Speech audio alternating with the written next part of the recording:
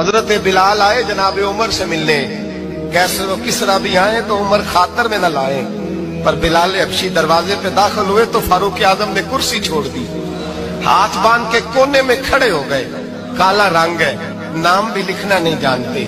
لوگ کہنے لگے عمر کون آ رہا ہے جس کے لیے تیرا اتنا استقبال ہے؟ حضرت عمر کہنے لگے چپ کر جاؤ، اس کی بات نہ کرنا، اسے آنے دو۔ حضرت سیدنا بلال آئے، کہنے لگے امیر المومنین کیا کر رہے ہو؟ فرمایا نہیں چپ کر یار، بازو پکڑا، اپنی کرسی پہ بٹھایا۔ حضرت بلال کہنے لگے حضور میں غلام ہوں، مجھے تو طریقے بھی نہیں آتے ان کرسیوں پہ بیٹھنے کے، میں تو غریب ماں کا بیٹا، غلام باپ کی اولاد، یہ آپ کیا کر رہے ہیں؟ حضرت عمر کہنے لگے بلال تھا تو غلام ہی، پر جب سے مصطفیٰ کا غلام بنا ہے تو ہمارا امام بن گیا ہے، اب تو امام ہے رسول اللہ کی امت کا۔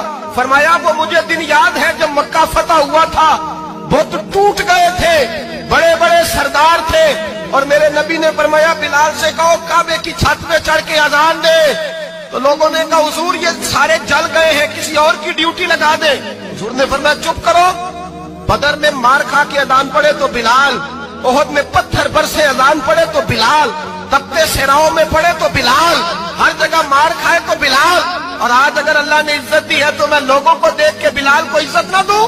فرمایا کوئی اوپر نہیں چڑھے گا، ابو بکر بھی نیچے، عمر بھی نیچے، عثمان و علی، طلحہ اور زبیر بھی نیچے۔